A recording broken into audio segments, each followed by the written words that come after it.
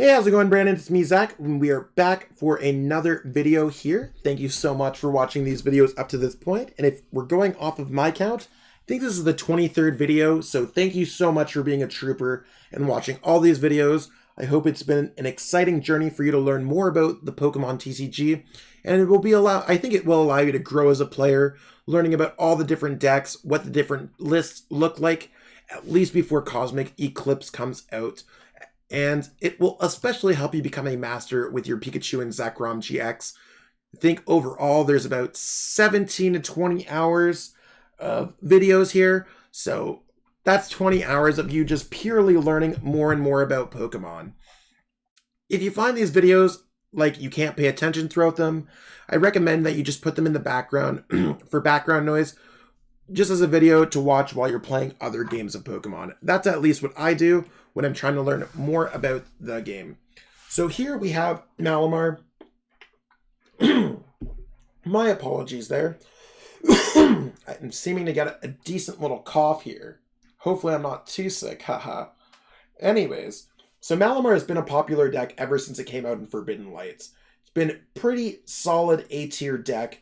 And here's no different. We have Michael Catron's list, and I know in the video we go over Alex Schemanske's list that he played in Knoxville. It might be different by a couple cards, and I wanted to do that on purpose so you can kind of see the difference of what the two decks would what they would be. I think they're off by about 4 cards only, so I wouldn't really worry about that too much. The goal of this deck is to get energies into the discard pile so you can use Psychic Recharge and power up your Pokemon. Psychic Recharge. I had a little bit of a cough there. To power up your bench Pokemon. And then they have a handful of attackers, mainly Giratina, because it can always loop itself back with Distortion Door, putting damage counters on your Pokemon, coming back from the discard pile onto the bench. So they actually don't need that many attackers. Esper can snipe. They have Espeon Deoxys, which can spread damage. They have Mew to block your Tag Bolt GX. And they have Copycat, which can copy one of your attacks. So keep that in mind while you're playing this game. They do have other nifty cards like Spell Tag, but don't you worry, you do have Lysander Labs, which can get around this. So let's jump into this deck profile. We'll go over exactly what each and every single card does, and let's jump into it. So Ditto, I know we've gone over this in a lot of deck profiles so far, so I'm just going to run through it a little bit quicker. Almighty Evolution is used to evolve into Malamar. That's the only stage 1 that they do play. Same thing as Inkay, it just counts as a 5th Inkay in this case. Nothing that you could do about that. Jirachi is the same Jirachi that you play. They're using it for Stellar Wish so they could get out their Item, Trainer, Supporter, Stadium, Pokemon Tool cards. So they have all of those that they can get off of Jirachi. Espeon Deoxys here is mainly used for Cross Division GX so that they can kind of just win the game all at once by damaging your Pokemon, attacking them with Giratina's Shadow Impact, using Distortion Door, using Spell Tag, using Shrine of Punishment if they do play that card. So they do have a handful of things that they can do to spread around with and then try to gain multiple prize cards with Cross Division GX. You can't really heal your Pokemon, but you can choose which Pokemon your opponent tries to knock out. You can choose the Pokemon that your opponents can spread damage to just by retreating. So do keep mind of that. And I will show you in the next video how it works against Malamar, some of the decisions I've made that might be able to give you a better chance at winning that matchup. Esper, it's just a simple snipe. It basically triples the amount of damage on your Pokemon, doing 20 damage, so 20 for each damage counter you have. So if you have a Pokemon with 50 damage on it, they can hit it for 100 damage, therefore tripling the amount of damage that Pokemon has on it. They're not going to really be using Catterday to draw a single card, but if that cat wants to sleep, that cat will sleep. If your opponent's using Catterday, you're probably in a very good position anyways. Moving on, Giratina, the main attacker, they're just going to go Distortion Door, bring it back from the discard pile, 10 damage to 2 of your opponents, to 2 of your Pokemon, Shadow Impact, 130, damaging themselves. You knock it out, they just bring it back, moving.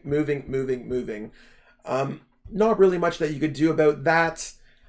it really is what it is. They're not one-shotting your Pokemon, so you might be able to grab a few prize cards. They do need to have out Malamar in order to make it happen. Now, their deck might play Lunala Prism Star or Giratina Prism Star. Basically, both are just bigger attackers with 160 HP. So it really is what it really is. This is not really meant for your matchup. It's really meant for the Gardevoir Sylveon matchup. So you don't necessarily need to worry about these Pokemon. If you're attacking with the Pikachu Zekrom, you want to have an Electro Power. So when you're using Full Blitz, you can knock out this Pokemon. Raichu Alolan Raichu-GX can knock them both out with Tandem Shock. Inkay, they can use Hypnosis. They probably don't want to be using Hypnosis. They just want to be evolving this into Malamar. Malamar, again, doesn't attack. It's just really there for Psychic Recharge to get Psychic Energies from their discard pile, mainly onto a Giratina that they keep on looping back with Distortion Door. Next up, their list may play 1 or 2 copies of Mew. You might want to take these out early with Custom Catcher, so you are able to use Tag Bolts to draw upwards of 3 prize cards with a Pikachu and Zekrom-GX. That will give you a decent bit of stamina in the game, and it might even allow you to win the game.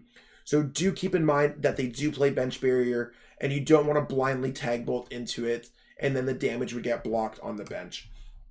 Mimikyu, they might play this, they might play another couple tech cards, maybe a second Esper, but Copycat is one of those things where they can't copy a GX attack, but they can copy something like Full Blitz or Tandem Shock.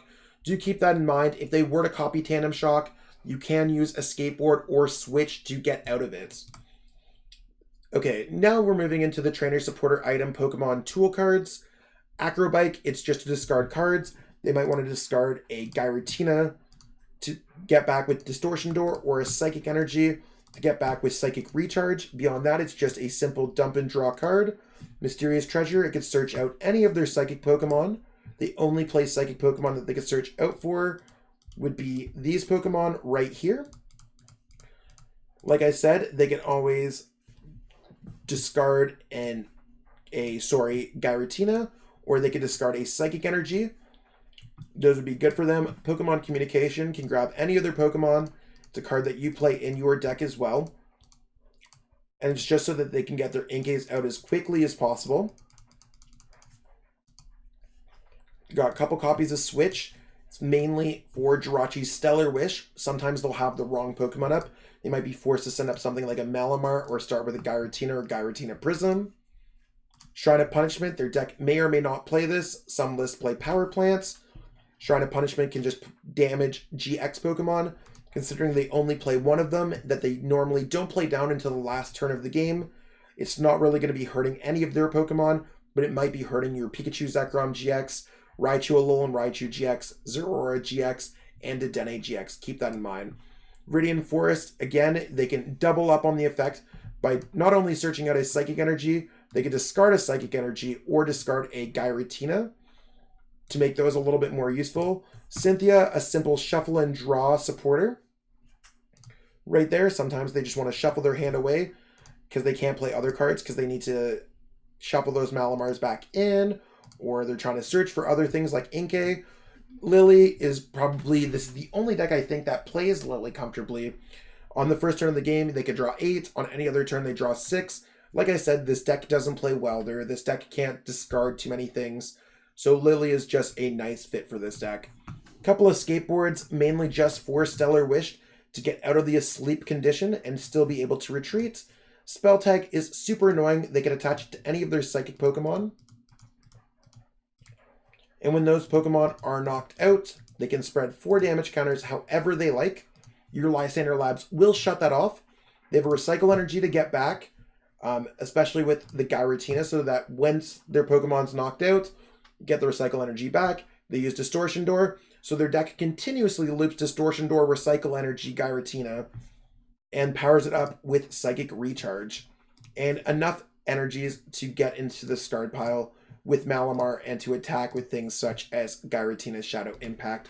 So as I said, the biggest things that you need to worry about in this matchup are really cards such as Shrine of Punishment, Spell Tag, and Mew. In most games, you want to take out Mew quickly as possible. Zapdos is probably the most efficient way to do it, but Full Blitz is also another great way to do that.